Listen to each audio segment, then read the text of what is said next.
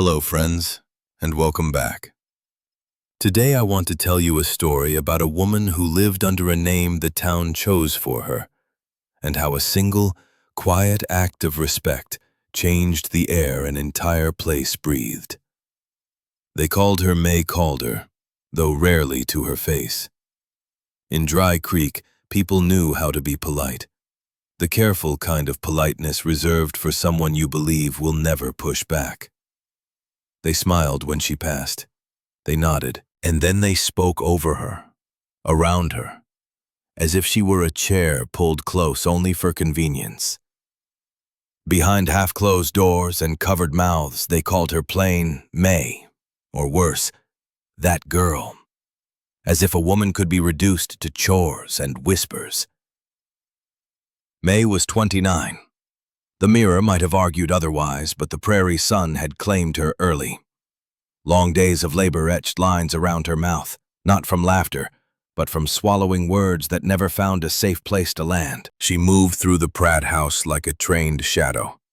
Quiet steps, lowered eyes, shoulders curved just enough to suggest apology for taking up space. Morning light always crept in the same way. Dusty and gold, slipping through warped boards and a window that never sealed properly. The house carried the sharp scent of lye soap and stale coffee grounds from the night before. Mae's hands were raw, cracked in places where skin split open and burned whenever water touched them, the kind of wounds that suggested the body itself had grown tired of trying to mend. She worked with a broom long past its softness, bristles stiff with age and stubborn use. Sweep, gather, empty, again, and again. The rhythm almost soothed her, if she ignored the dull ache settling into her back well before noon. Then a voice cut through from the kitchen, sharp as snapped wood. "Mae, did you hear me?" Her spine tightened before her mind caught up. It wasn't fear, not exactly. It was conditioning. The instinctive flinch of something trained to brace before impact. "Yes, ma'am," she answered, steady and low. Eleanor Pratt appeared in the doorway as if she owned the air itself.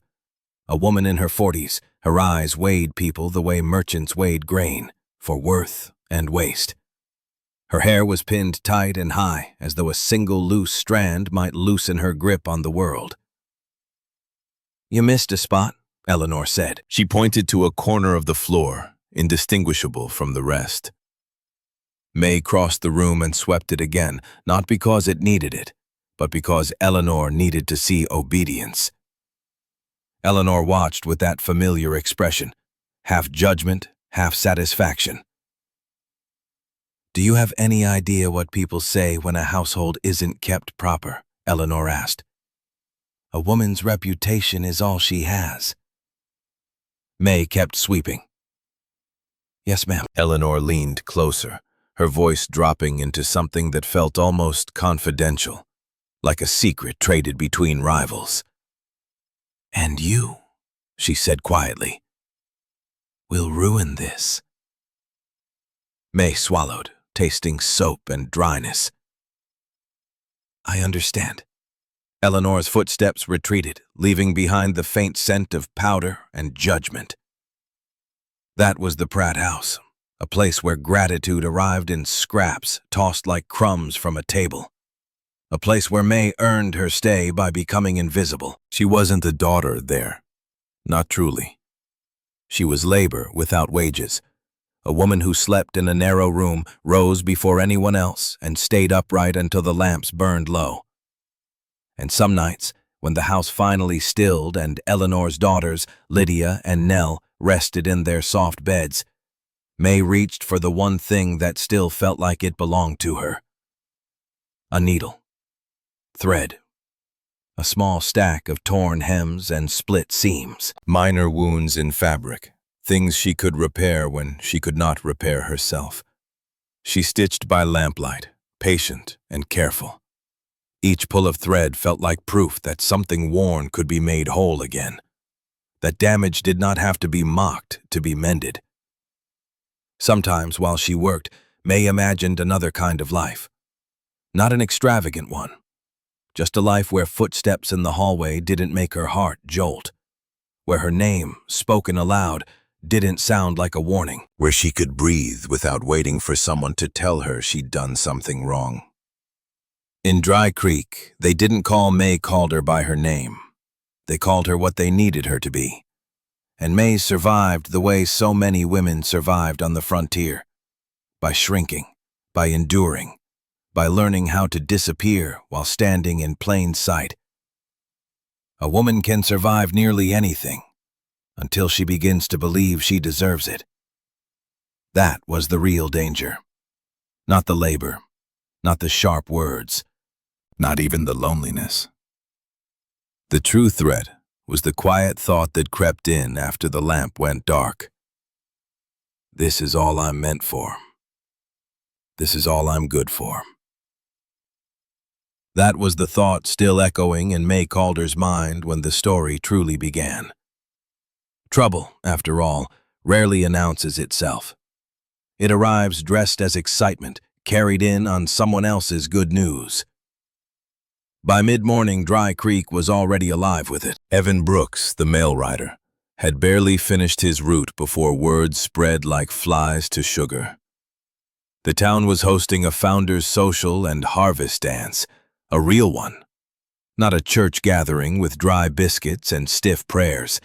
This would be public, bright, a night soaked in lantern light and fiddle strings, long tables stacked with food, fresh hay laid down for dancing until boots chewed it flat. A night where everyone would be watching everyone else. Mae heard about it while she was pinning sheets to the line behind the Pratt house. Lydia Pratt made sure her voice carried. Lydia liked it when Mae heard things she wasn't meant to want. "Oh, Mama, everyone's going," Lydia sang, leaning against the porch post as if she were already being admired. "Even the Hamilton girls. Even Clara Boone says she'll be there." Eleanor Pratt's answer came quick and sharp. "Of course you'll go. People expect the Pratts to be present. We're respectable." Respectable. That word was Eleanor's favorite blade. Mae kept working, pressing clothespins into the line as the wind snapped the sheets like white surrender flags. She told herself not to imagine lantern glow, not to picture music, not to feel the quiet ache of wanting to stand among others without serving them. Still, she listened. Nell giggled. "Will there be dancing?" "There will be dancing," Eleanor said. "And eyes. And talk. So mind your manners." Mae's fingers froze around a clothespin. Her chest tightened around a small, foolish hope. Then Eleanor's gaze slid to her, cold, precise. "And you," Eleanor said, as if speaking to furniture that needed arranging. Mae nodded, because nodding was what she did. She nodded until it felt as natural as breathing. "Yes, ma'am." Later that same afternoon, something shifted. Eleanor summoned Mae to the parlor. The curtains were drawn tight, guarding the furniture from sunlight as though the house itself needed shielding from the world. Eleanor held a dress in her hands, plain, old, worth little. She studied Mae the way one considers a tool. "You're going to the dance," Eleanor said. Mae's breath caught. "Ma'am?" Eleanor's mouth curved, not into a smile but into something sharper. "Don't get ideas. You're going because it will be useful. People like to see where they stand." "And you, Mae, will remind them." The meaning sank heavy in her stomach. She wasn't being invited. She was being offered up, prepared for humiliation. Still, when Mae carried the dress back to her room, she held it carefully, as if it were something fragile and unfamiliar. She laid it out, smoothed the wrinkles, and for one quiet moment allowed herself to imagine not admiration, just being seen as human. That night, by lamplight, she worked every seam with patient hands. She tightened the bodice, let out the hem, washed the fabric until it smelled clean instead of forgotten. She didn't try to make herself beautiful the way Lydia was beautiful. She tried to make herself presentable, respectable, worthy of standing in a room without apologizing for breathing. And when Mae finally stepped into Dry Creek's gathering hall beneath a sky hard with stars, she entered a world glowing with lantern light, fiddle music, and waiting eyes. Eyes that weighed her like goods in a storefront. Eyes that measured, judged, and whispered. In a town like this, the town itself was a character, always watching, always hungry, always waiting for the next story to consume. Mae didn't know it yet, but she had just crossed into the first chapter of her own. The hall was brighter than she expected. Lanterns hung from rough beams, their light turning dust into floating gold. Fiddle notes skated through the room, fast and cheerful, as if joy could be summoned simply by playing it loud enough. As if happiness could be summoned simply by striking the correct strings. Mae Calder stayed close to the wall where shadows gathered, telling herself she was here for one reason only: to last through it, to endure, to prove she could stand her ground. Her dress was plain, carefully mended. Clean fabric pressed against her skin felt unfamiliar, like courage borrowed from someone braver. People looked at her, then looked away. Some didn't bother to hide their stares. Their eyes dragged over her the way a shopkeeper studies a worn boot, deciding whether it's worth fixing or better left discarded. Mae kept her hands folded at her waist so no one would see them shake. Across the room, Lydia Pratt was already drawing attention as if it belonged to her by birthright. She laughed too loudly, tilted her head so her curls caught the lantern glow, and leaned into praise as though she'd authored every compliment herself. Eleanor Pratt stood beside her, wearing the calm satisfaction of someone certain she was standing exactly where she deserved to be. "This is where we belong. This is who matters." Then Eleanor's gaze slid toward Mae. The sensation was immediate, like an unseen hand tightening around her throat. Lydia followed her mother's stare. Something sharp flashed across Lydia's face, quick and bright, like the glint of a blade. Lydia lifted her cup of punch. The liquid glowed red as sunset, sickly sweet, the kind that left stains even after scrubbing twice. Mae didn't move. She barely breathed. Lydia crossed the floor with deliberate grace, every step measured, not toward Mae herself, but toward a moment she had already rehearsed. When she reached her, Lydia smiled.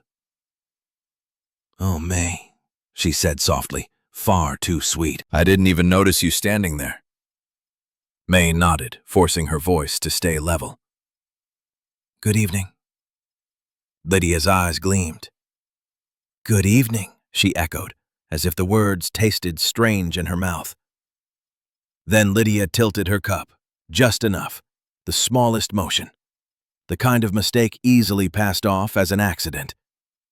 The punch spilled across Mae's bodice in a dark, spreading bloom, cold at first, then sticky. Then came the slow horror as it soaked through the fabric, staining the careful stitches and clinging to her skin like public shame. Silence followed, brief and fragile. Then laughter. It began softly, a woman giggling behind her hand, a man's amused snort. Then it grew, fast and hungry, until the sound filled the room. Lydia gasped, hand to her chest. "Oh no, how clumsy of me."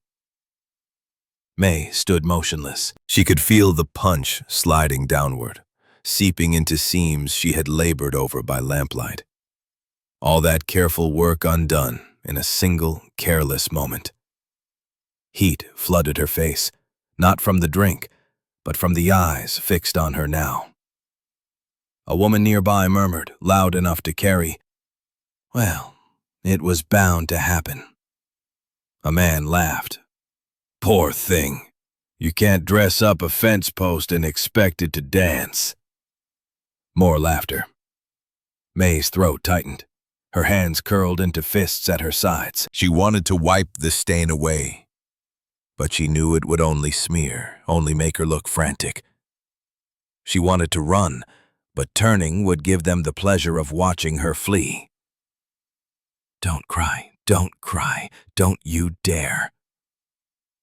The familiar heat burned behind her eyes, the sharp, desperate warning that tears were coming. Mae had learned long ago how to stop them. She had learned how to swallow pain until it settled heavy and quiet in her chest. Lydia leaned closer, her voice lowered, sugar-coating venom. "Oh, Mae," she whispered. "You should have stayed home." Mae's lips parted, but no words came. No words came. There was nothing she could say that wouldn't be twisted into fresh amusement. Lydia Pratt drifted away, satisfied, leaving Mae Calder standing alone with a ruined dress and a room full of smiles honed sharp as knives. Mae tried to breathe. That was when a man stepped forward, tall, broad through the shoulders, carrying the faint scent of whiskey and unearned confidence. One of the ranch hands, maybe. The kind of man who had never once questioned whether a room would welcome him. He bowed deeply, exaggerated and theatrical. "Miss Calder," he said, loud enough for the nearby circle to hear. "May I have the honor of this dance?" A hush followed, but not a respectful one.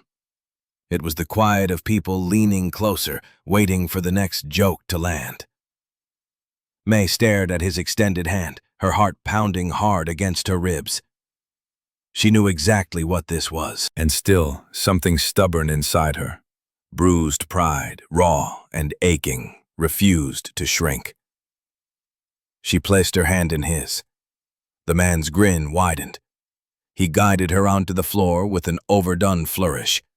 The fiddle kept playing, bright, cheerful, and utterly blind to cruelty. Mae followed the steps as best she could.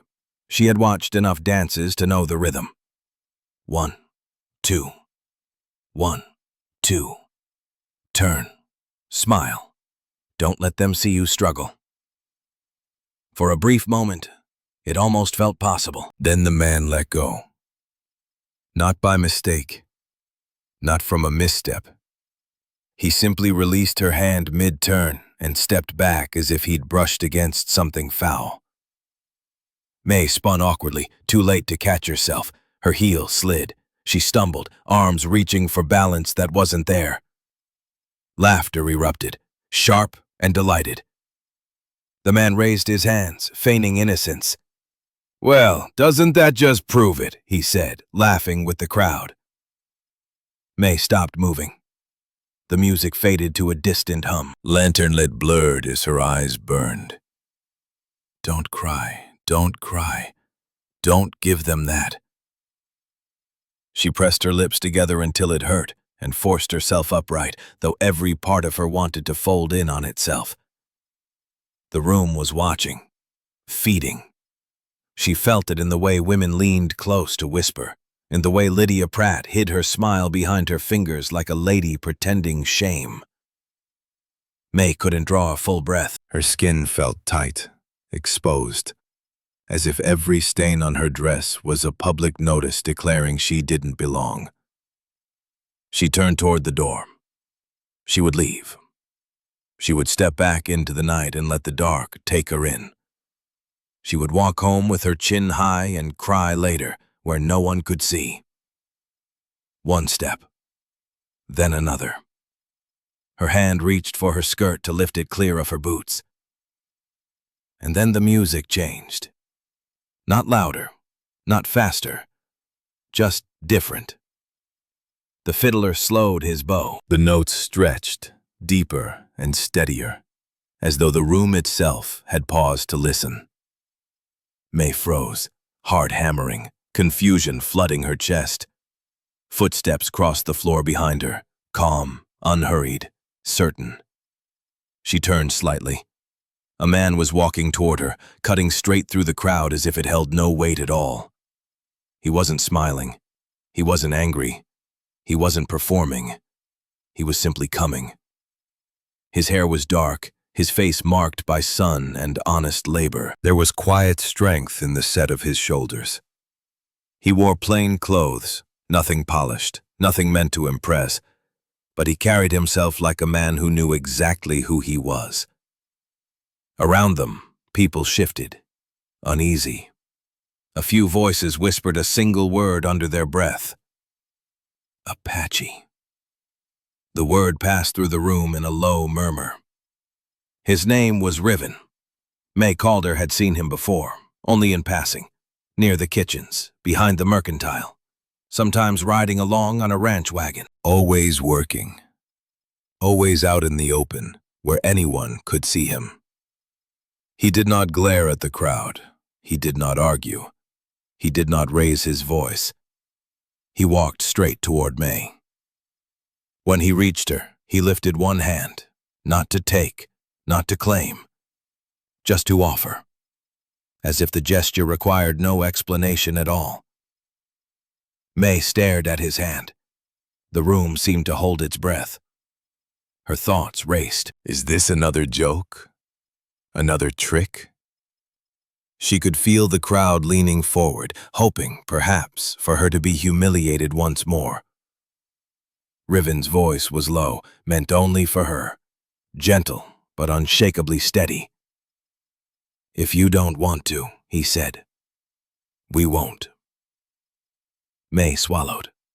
Her eyes flicked to the faces watching them. They're watching, she whispered, barely forming the words. Riven didn't turn his head. Let them. In that instant, Mae understood something she hadn't grasped in years. He wasn't offering a rescue that reduced her to something small. He was offering a choice that made her real. She placed her hand in his. His grip was warm, calloused, careful. And when Riven led her onto the dance floor, the laughter did not follow. It died mid-breath, caught in throats that didn't know how to swallow what they were seeing. The shift in power came quietly, without force or spectacle, not because Riven demanded respect, but because he gave it first. The next morning, Dry Creek woke up hungry. Not the kind of hunger fed by biscuits or bacon. This was the other kind. The hunger that lived behind polite smiles and satisfied itself on someone else's shame. Mae felt it before she ever left the Pratt house. She heard it in the way Eleanor Pratt's coffee cup struck the saucer a little too hard. In the way Lydia Pratt hummed to herself while brushing her hair, as if the night before had been a performance and the applause was still ringing. Mae kept her head down and moved through the morning chores. But the air inside the house had changed. It crackled with anticipation, like a storm waiting to break. By mid-morning, she was sent into town for flour. That was when she learned how fast cruelty travels in a place with nothing better to do. At the mercantile, men leaned against barrels and spoke in voices meant to be quiet, but weren't.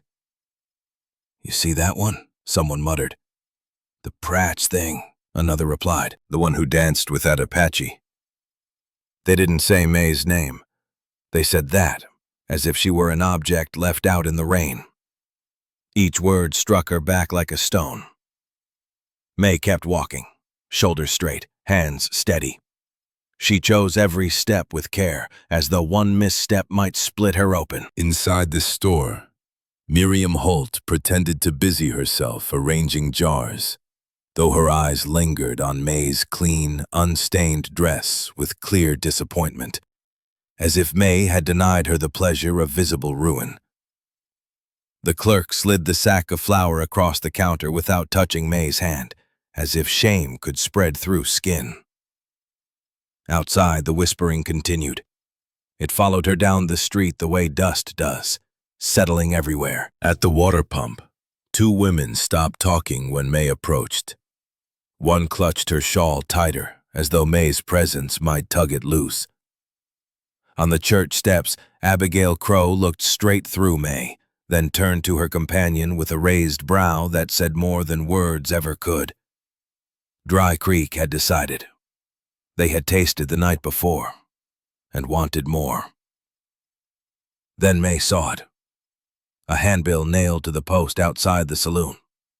Cheap paper, ink smeared and careless, a crude sketch, so ugly it made Mae Calder's stomach twist. It was meant to be her, but only barely. Her mouth was warped too wide, her eyes shrunk and crooked, her body bent forward like a punchline. Beside her stood a darker figure, drawn in harsh strokes, features sharpened into something monstrous, teeth exaggerated, posture hunched, a shadow shaped like a thread.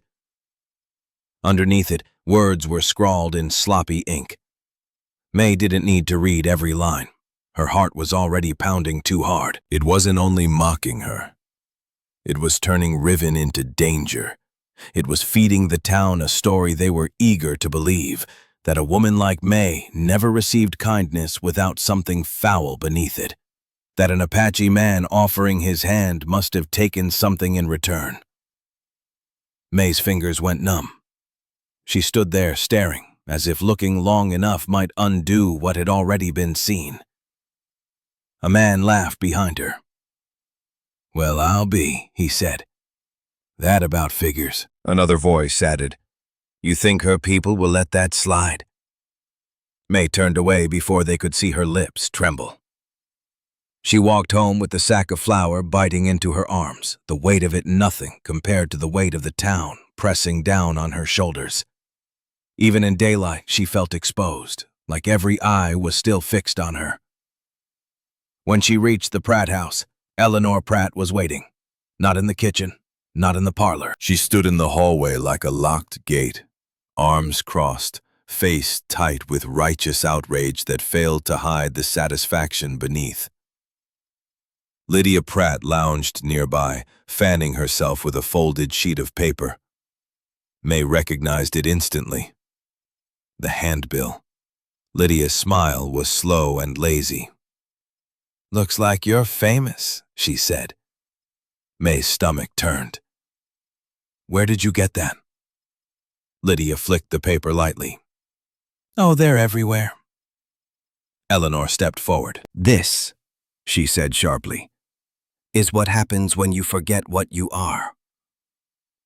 Mae gripped the flour sack harder. "I didn't do anything." Eleanor's eyes narrowed. "Don't lie. You went out dressed like you were someone worth looking at. You let that man—" She couldn't even bring herself to say Riven's name. "Put his hands on you, in front of decent people." "He asked me to dance," Mae said. Her own voice surprised her, steady, clear. "And I said yes." Eleanor's mouth twisted. "You said yes because you wanted attention. And now look at us, dragged into your disgrace."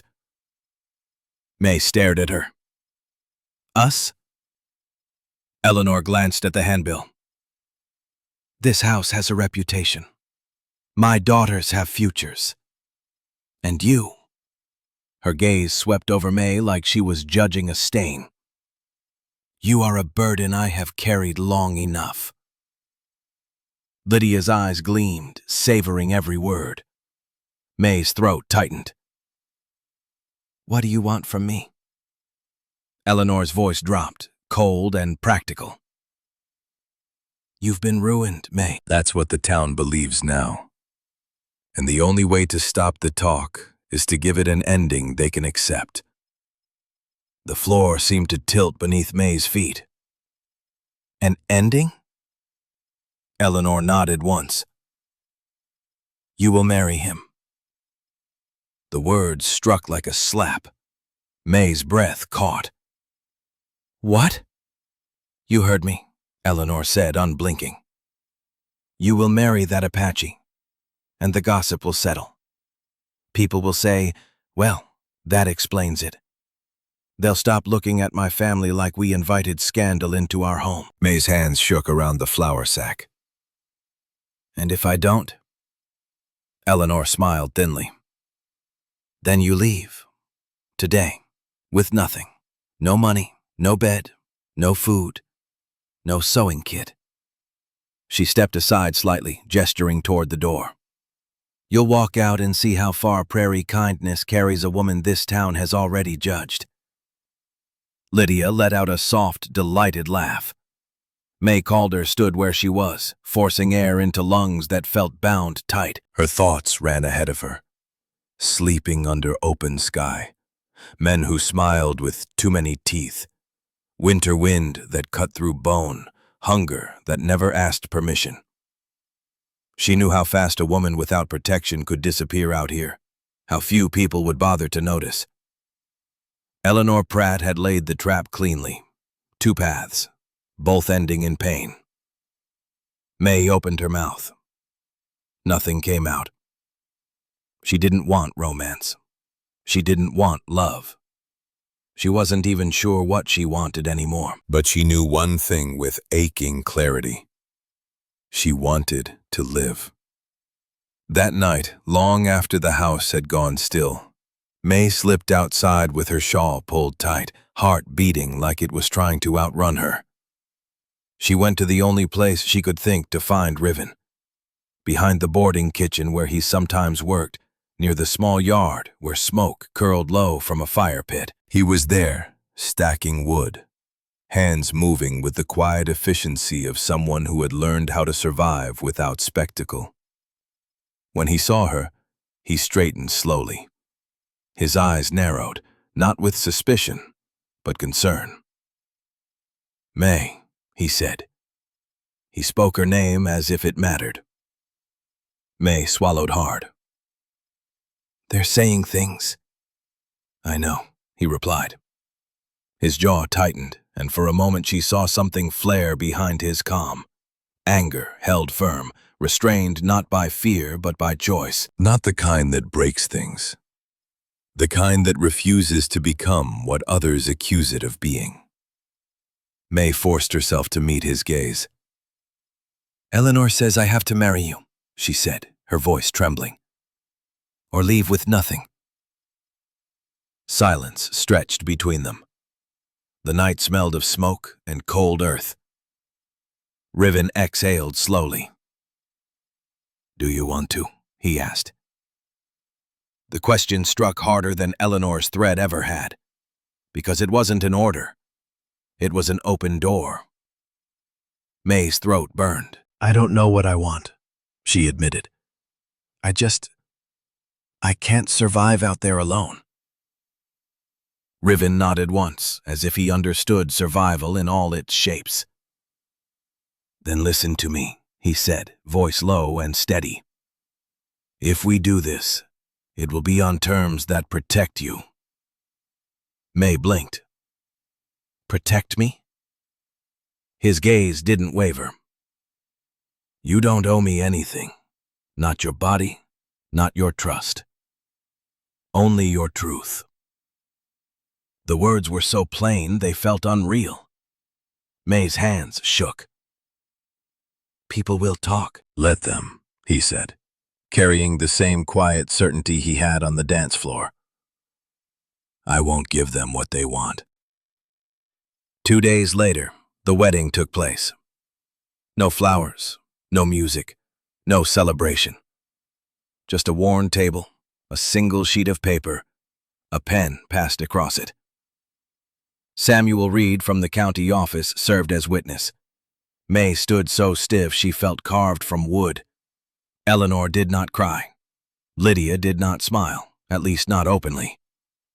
Nell Pratt stared at the floor. Mae's signature looked strange to her, like she was writing someone else's name. Riven signed after her, steady hand, steady breath. When it was finished, there was no forced kiss, no claim made before others. Riven turned to her and asked quietly, "Are you still sure?" Mae's heart thundered.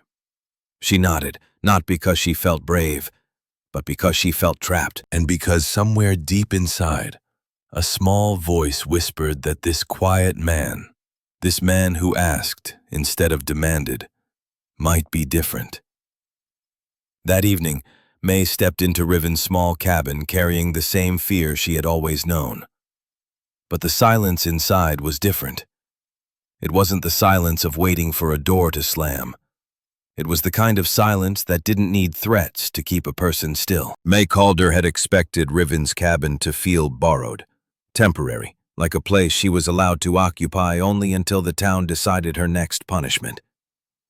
Instead, the first thing she noticed when she stepped inside was warmth. Not the practiced warmth people displayed in public. Real warmth. The kind that came from a stove, tended with care. The air carried a faint scent of wood smoke and clean water. The floorboards were swept. The table was plain, scrubbed down to the grain. Nothing decorative. Nothing softened by money. But nothing cruel either. And there was a bed. A real one. Not a narrow cot shoved into a corner. Not a mattress that carried someone else's authority over her.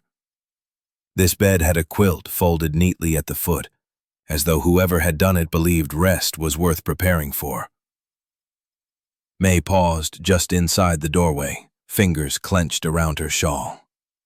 Her eyes moved quickly, cataloging the room the way she always did. Where could she stand without being in the way? What could she touch without being corrected? How long until a voice snapped and told her she'd done it wrong? Riven didn't hurry her. He closed the door behind them and stepped back, leaving space between them. His hands stayed visible, relaxed at his sides, as if he understood that fear isn't always afraid of violence. Sometimes it's afraid of closeness. "This is yours too," he said simply. Mae swallowed. I don't want to cause trouble." "You won't," Riven replied. He nodded toward a shelf near the stove. "Water's there. Extra bucket. 2. Then he gestured toward the bed without looking at her, as though it weren't a test. "There's another quilt folded, if you want it." If you want it. Not the way most men said those words. Mae didn't answer. She nodded once. Nodding was safer than speaking. Riven turned toward the stove, movements careful and unhurried. He reached for the kettle. Mae flinched. It was small, barely more than a twitch, but she felt it through every muscle. Like her bones remembered hands that grabbed, voices that followed. Riven stopped.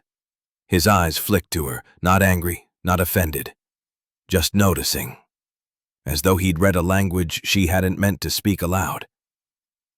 He lowered his hand from the kettle and stepped back. "I won't touch you," he said quietly. Not as a promise meant to impress, as a fact meant to steady. "Not unless you ask." Mae's throat tightened. She didn't know what to do with a man who stepped away instead of leaning in. The silence stretched, but it wasn't sharp. It was patient. After a moment, Riven moved again, slower now, explaining without making her feel breakable. "I'm going to make food," he said. "You can sit if you want, or stand. Whatever feels right." Mae's knees felt weak, but she didn't trust them enough to sit yet. She stayed near the wall, half expecting someone to tell her she didn't belong. Riven worked with steady hands. A pot, a ladle, a few simple ingredients, beans, salted meat, onions. Nothing rich, nothing that smelled like celebration. Just the kind of meal meant to keep a body moving. When he set a bowl on the table, he didn't slide it toward her like a favor. He placed it down gently, as though the bowl mattered. As though she mattered. He set a cup beside it. He didn't say, "Here." He didn't say, "You should be grateful." He simply put it there, as if being fed was her right. Mae sat down slowly, As if the chair might disappear beneath her, Mae Calder lifted the spoon and took a bite. Her stomach clenched with a sudden, unfamiliar panic. The food was warm. Real. Not scraps scraped from someone else's plate, not a crust handed over like punishment. Her hand began moving faster than her thoughts could follow, eating the way a starved body does. Quick, urgent, afraid the world might change its mind. Riven said nothing. He didn't comment. He didn't laugh. He didn't tell her to slow down. He simply ate his own meal, giving her the dignity of letting it pass as ordinary. When the bowls were empty, Riven stood and nodded toward the door. "That lock works from the inside," he said. "If you want it." Mae's breath caught. "I'll sleep near the stove tonight." You don't have to," she said. "I want to," he replied. "So you can rest." Rest. The word felt like something she'd heard preached in church, but never known how to taste. That night, after Riven settled on his blanket by the stove, Mae approached the bed like someone nearing water after years in the desert, careful, suspicious, desperate. She touched the quilt. Soft, but not delicate. Made to last. Made to be used. She locked the door. The click was small. Simple. It sent a shock through her chest, so sudden she nearly sat down on the floor. A door that locked from the inside. A boundary that belonged to her. She lay down fully clothed at first, muscles tight, listening for footsteps that never came. Listening for a voice that never rose. The stove crackled softly. The cabin seemed to hold its breath in a peaceful way. And sometime before the night was halfway gone, Mae fell asleep. Not the thin, restless sleep of someone trained to wake at every sound. Real sleep. The kind that takes you whole. The next day proved the cabin was not only kind in silence, it was kind even when the world knocked. The knock came late morning, loud, sudden, hard enough to rattle the door. Mae's body snapped awake like a sprung trap. Her heart slammed against her ribs, her hands went cold. The room tilted as old fear surged fast and breathless. Someone's here. Someone's angry. Someone's come to take. The thought broke apart under panic. Riven was already moving, but not toward her. Toward the door. He lifted one hand in her direction, palm open. A silent signal. "I've got this." He opened the door just enough to step outside. Mae couldn't make out the words, only Riven's calm, even tone, and another voice, sharper, impatient, unfamiliar. Then Riven spoke again, firm this time. The sharper voice faded. The door closed. Riven turned back toward her, his voice gentler. "It's done," he said. "They're gone." Mae realized she was shaking so hard her teeth clicked. Riven didn't reach for her. He didn't close the space between them. He only lowered his voice. "Breathe," he said. "You're safe here." Safe. Again, the word was offered, not demanded. Later that afternoon, there was another knock. This one was lighter, respectful. Riven opened the door, and an older woman stepped inside, carrying a basket and a folded bundle of cloth. Clara Boone had silver-threaded hair and eyes that didn't flinch from pain. The kind of woman who had buried people and still learned how to smile. "I brought sewing work," Clara said, glancing at Mae with gentle, steady honesty. "And a little jam, if you'll have it." Mae didn't know what to do with kindness that came without strings. She stared at the bundle as if it might snap at her. Clara set it on the table anyway. Unhurried. No pressure. Then she smiled and said nothing more. As if she could read Mae Calder's fear, Clara Boone said softly, I thought you might like something to keep your hands busy. Mae swallowed. Thank you. You're welcome, dear, Clara replied, her gaze gentle. The afternoon wore on, quiet and unforced. The three of them worked without hurry. Riven repairing a worn strap, Clara sorting cloth, Mae stitching with hands that grew steadier with every pass of the needle. Words came slowly at first, like water drawn from a well long left untouched. Mae didn't tell her whole story, not all at once, but pieces slipped free when Clara asked simple questions in a voice that never accused. How Eleanor Pratt used shame like a rope. How Mae learned to make herself small to avoid notice. How the deepest bruises weren't always on the skin. Sometimes they lived in the belief that you were lucky to be given scraps at all. Riven listened without interrupting, jaw set, anger contained. Not the kind that storms into town swinging fists, the kind that hardens into protection when Mae's voice faltered. Riven spoke, quiet but clear. People talk about me like I'm a tool, he said. Like I exist to serve or to threaten. They decide who I am without asking. Mae looked at him, surprised by the raw honesty there. His eyes held something old. It's grief, he admitted. To be seen wrong your whole life. The room went still. Then Mae whispered the truth that had haunted her since the wedding. I don't know how to be wanted without being used. Riven turned toward her, expression steady, voice gentle. In my world, he said, protection isn't possession. Mae's breath caught. Riven didn't reach for her. He let the space remain hers. Then we start smaller, he continued. We start with safe. For the first time in her life, Mae believed that safe might not be a place you run to.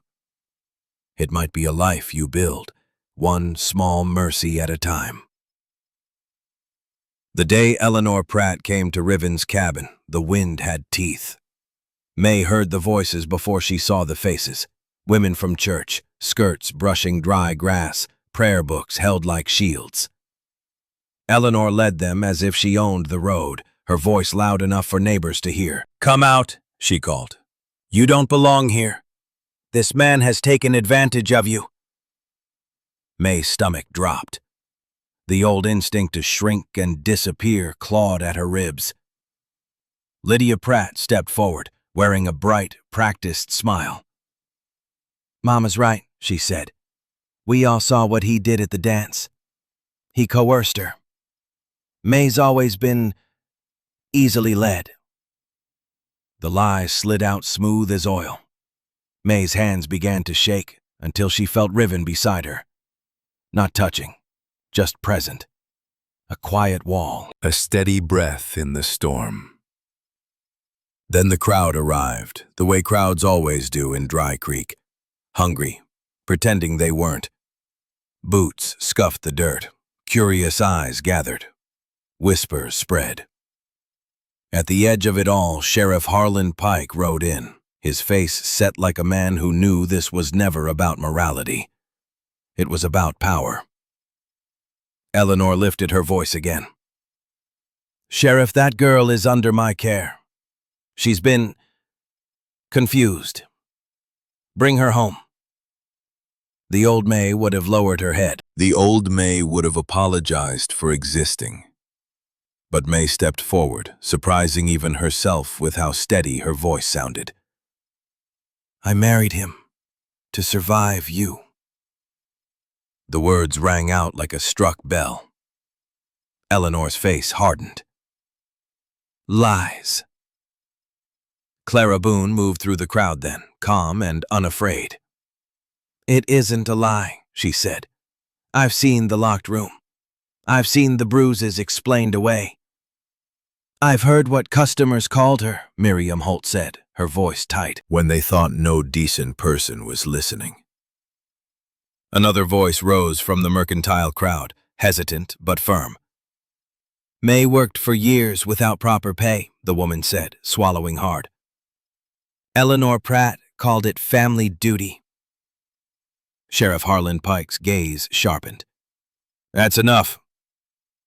For once, Dry Creek went silent. Eleanor Pratt, the sheriff continued, you will leave this property. You will answer questions in my office. And if there's evidence of confinement or abuse, I will forward it to the county. The authority Eleanor had worn like perfume began to sour in the open air. There was no gun drawn, no fists thrown, only exposure. And in Dry Creek, exposure was its own kind of exile. When the crowd finally drifted away, Mae's knees nearly buckled.